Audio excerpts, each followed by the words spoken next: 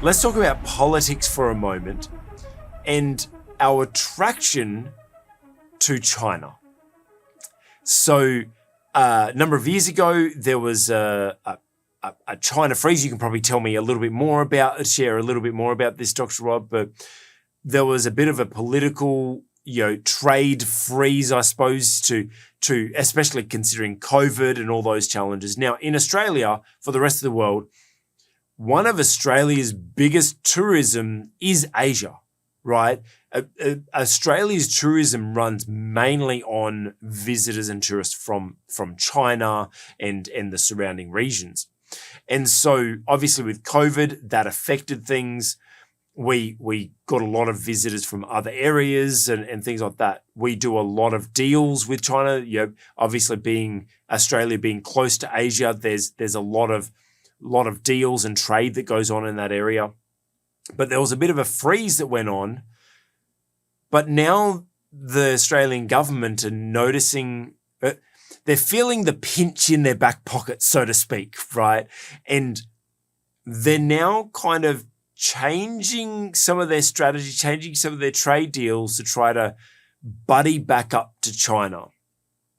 Dr. Rod, what's your thoughts on making a stance against something for some key core values and there was the integrity, like we don't agree with things, so we're going to make a stance, and now going it's not a good business decision, so we'll go and chase the money now and maybe bend our values a little bit. Well, you might have heard me sigh there. Again, it's a difficult issue, and international politics is always a big challenge, and national leaders have always got to make decisions about economic interests versus things like human rights interests, our general foreign affairs interests, and so on.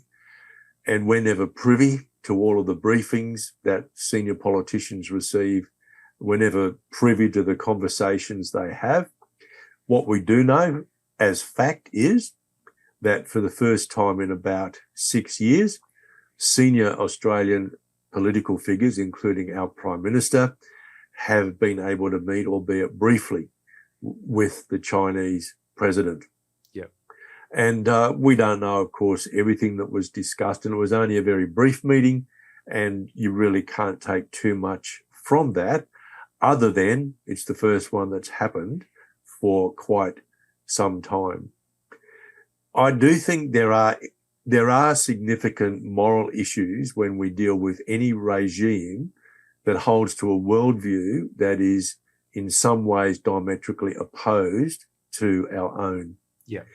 One of the significant, perhaps the most significant difference in the worldview held by what we might loosely call Western nations, or nations that hold to a Judeo-Christian ethic, at least to some extent, and countries that are influenced heavily by the Marxist-Leninist approach, is this. In Western thinking, individuals are important and they have value just because they are.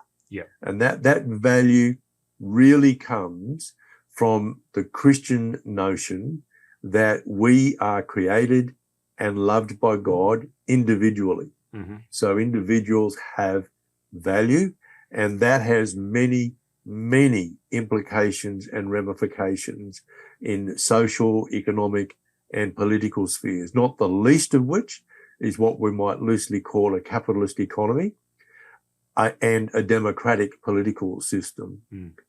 The biggest difference between our way of thinking and the way of thinking of the Marxist-Leninists is that the individual does not really have value in themselves. Mm.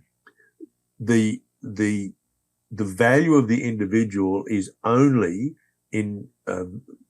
defined or measured in terms of what the individual can do or must do for the state. So the building block, if you like, of worldview thinking under those regimes is actually the party or the collective not the individual. We start from a very different basic premise. So we find things like suppression of minority ethnic groups to be obnoxious, and we do all we can to avoid that. And in fact, we regret any instances in our histories where that kind of thing has happened. But Marxist-Leninist regimes don't think twice about harassing or even eliminating minority groups or individuals who have a different worldview. And I think that's what makes political leadership really difficult in this sphere, because as soon as we start building an economic relationship, we have to worry about things like basic human rights, the right of the individual to life and to expression and to participation in democratic institutions. So I think it's a very difficult balance. And the other thing too, and I'm speaking really as an economist here, the only way out of poverty really is through business and the wealth creation capacity of business, and then through international trade. And look, we've been able to demonstrate that over and over and over again in history. So it's essentially businesses run by private individuals and some larger businesses in which there are private individuals as shareholders. That's what generates the wealth which enables the whole of society to be lifted out of poverty. But on top of that wealth, it's not just the wealth that helps people come out. It's the fact that we're now giving people jobs and giving people purpose, and people are able to aspire and create and all that as well. Sorry, you're right. But you need to be careful here, because I'm just as likely to go off on a 45-minute tangent talking about what the Bible has to say about economics. But that difference is fundamental. Yeah. The role, the understanding of where the individual fits within community is radically different. Yeah. In those two ways of thinking. And look, in fact, the Christian way of thinking about the value of individuals is the most radical social innovation in the whole of human history. So, and really, sorry, you keep going. No. Like, I do want to jump in because I can tell you're about to go on a rant. So let's bring this back to us as leaders, right? There's a couple of things that I kind of want to question. Actually, let's talk the big picture stuff, the nation stuff, right? So us doing Australia doing a trade deal with China, if we didn't, and I know that there's a lot of countries blocking them off, semiconductors are now, all that, they're behind, and like all that kind of stuff. Blocking them off and isolating them, yes, it will set them behind, but won't that then make them completely independent, and then in 10, 20 years, 30 years or whatever, because they're playing the long game, they don't care, like they're playing the real long game, especially now the president has now been changed the law that he can now be president forever or something like that. But isn't that more dangerous to cut someone off completely that is reasonably self-sufficient themselves anyway, they're just a little bit behind, and then them come back, versus us having relations with them and then still being able to, I suppose, negotiate and kind of have a relationship, because that's how you influence people. Yeah. Well, that's Western thinking, though, you see. Yeah. And we have to be very careful not to, I guess, interpret their motivations and reactions and so on within the context of our own, broad worldview, which is a Judeo-Christian worldview. And I think a lot of commentators fall into that trap. Yeah, And sometimes you'll hear politicians too say, well, we haven't got a relationship, we don't have any influence. I doubt very much that Australia has got much influence whatsoever on either internal or external policies of China. Yeah. Frankly, China has needed and may still need to buy some of our exports, primarily coal and iron ore. And also some food products as well, because of their growing population and the growing affluence of at least 1/3 of their population. Not everybody has participated in the great move forward in China. So we've got to be careful that we don't apply, if you like, a Judeo-Christian worldview way of thinking to them. My view is that they will form relationships with us when it suits them.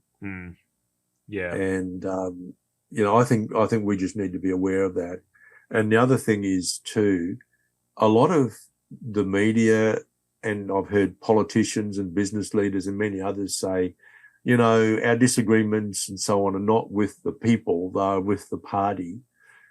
Well, I've been to China quite a few times, and I actually disagree with that way of thinking.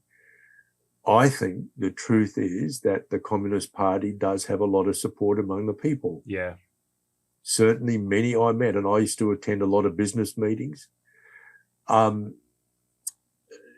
suspect that the Communist Party has a lot of support among the population in general. I know it's not politically correct to say that. Yeah. But nevertheless, I think that is the case. And I base that on my own experience traveling into and out of China for business purposes over a period of about 5 years. So I haven't got extensive experience, but I do have some experience. And I did talk to some Chinese business people, and basically their response was, look, as long as we're making money, we're okay with the Chinese Communist Party. Yeah. So that was put to me directly. We're okay as long as we're making money. That's interesting. Now, not everybody in China makes money. There's still a lot of poor people, particularly in rural areas, and a lot of people have migrated from rural areas into cities where they have very tenuous employment and they eke out a living. Look, I'm sure others who have been to China will know this. I've stayed in a good quality hotel, gone for a walk outside, and you look down the little alleyways between buildings and there are people living in cardboard boxes everywhere. Yeah. So there's still a lot of poverty there. I do believe that building businesses and engaging in trade will make it possible for many of those poor people to sort of move up through the economic ranks. So I'm a little bit torn. I don't know that we should isolate China altogether, although I do find that many of their policies are abhorrent. And let's face it, down here in Australia, much of our increase in wealth since the turn of the century is actually based on our trade with China. Yeah.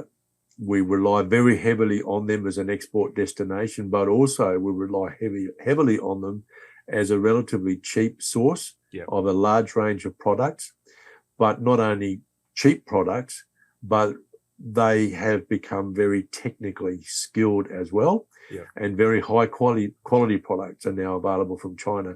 And in fact, as we're recording this session, we're using some of them. Yes. And they are very high quality, reliable and well-priced products. Yeah. So let's look at ourselves as leaders, maybe ministry leaders or leaders in business or whatever. We're trying to influence, maybe mainly in our ministries. Let's consider ministries. There's someone that is behaving not well, right? Is it best to cut them off completely? Maybe there's someone in our family, maybe there's someone in our friends group, maybe there's someone in our business, maybe there's someone in our ministry, something like that. If there's someone that is behaving not as we agree, what's that balance between completely cutting them off because they're misbehaving versus keeping a relationship open somewhat to see if we can still influence them and try to help them? Maybe they may have addictions or something like that they're caught up in. Yeah, look, I think this is about discipleship, and as leaders, we do have to involve ourselves as disciplers. Yeah. So if we're a Christian and a leader, we really have to engage in discipleship. But the caveat I would add is this: if we believe our business or our position is aligned with God's purpose, then I would counsel that we should not allow anybody's behavior to undermine what you believe and understand to be God's purpose. Mm. So that would mean, for example, that if someone is putting other people's lives at risk, I wouldn't tolerate that at all. Yeah. I would perhaps seek opportunities to maintain that discipleship relationship, but not in the context of employment.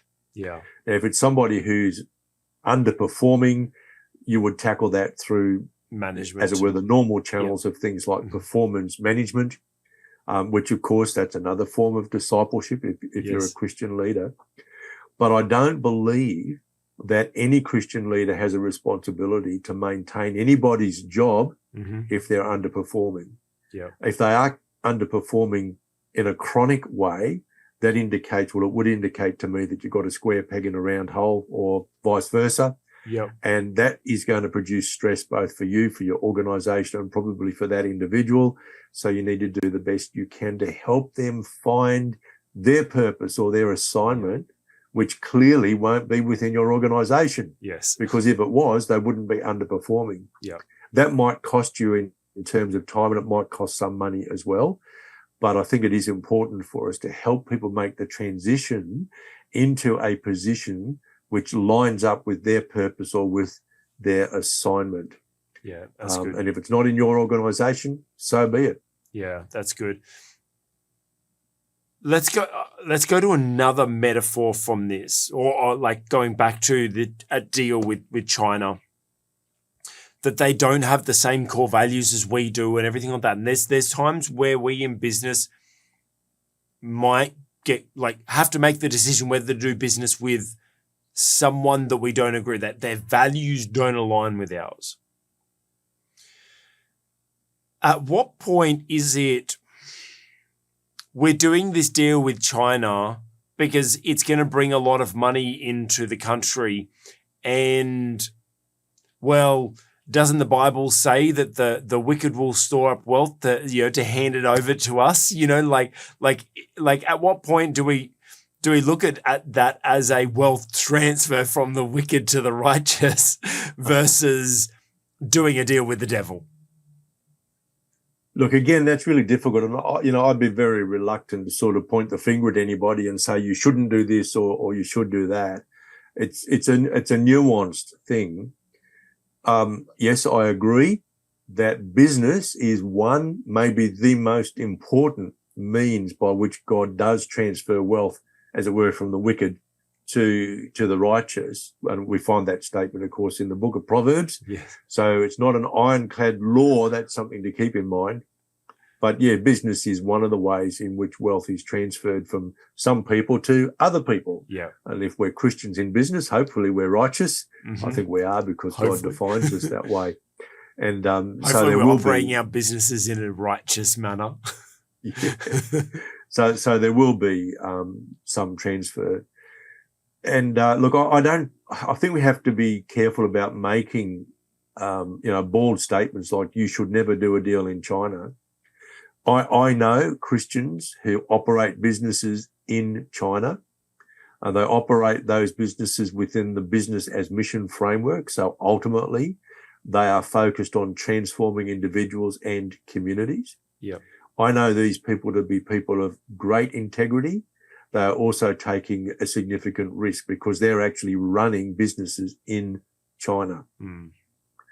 And again, I mean, I have absolutely no trouble accepting that this is what God has them doing, because they're people of great integrity. They pray, and they don't treat this frivolously at all, because it's obviously pretty important, because if they're not careful, they might find themselves in jail in China. So again, as with so many things in leadership, you've got to understand God owns the business or God owns the organization in which you hold a leadership position. You have a purpose, and you ought to know what your purpose is. And if you don't, as Craig often says, have a look down here because the information is there. Yes, and free you free can sign leadership up development training to the downstairs. best. Too right. No, I should point like that, not like that, shouldn't I? Anyway, and so that it all really centers around: are you on assignment? Are you fulfilling the purpose for which God has set you apart and specifically equipped you for? Yeah. And for some people, I do believe that will involve doing business in China or with Chinese businesses, or indeed with Chinese government instrumentalities. When I was working for a public university, I was in and out of China on a regular basis. I was teaching students. I was, inking deals, all sorts of things in my official role. And, it was a great privilege to be able to share with Chinese students. And I learned a lot about culture. I learned a lot about the way in which their education system works. I came to understand how it is that they have such formidable memories, because they're taught to simply memorize voluminous information. They don't approach learning in the same way that we do here in the West and so on. But I think that was all aligned with my purpose. Yeah. And it's not going to be the same for everybody. So look, I know this is not an easy response, Craig. You ask really difficult questions, but I'm sure they're the kinds of questions that a lot of people will have. Yeah. And as we so often emphasize, you've got to know what your purpose in God is.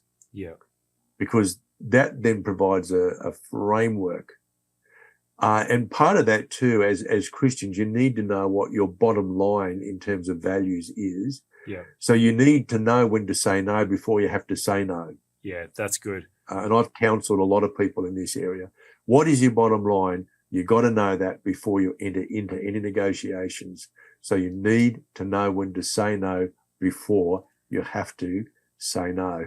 That's really good. I don't think I could sum up that segment any better, Dr. Rod. Thank you. Hey, you've just watched an excerpt from the On the Cube with Leadership podcast. If you've liked that, give it a thumbs up. If you've got any thoughts of how it challenged or helped your leadership, put a comment below. And we'd be honored if you would consider subscribing for more leadership content. Also, make sure you check out the playlist for more episodes like this.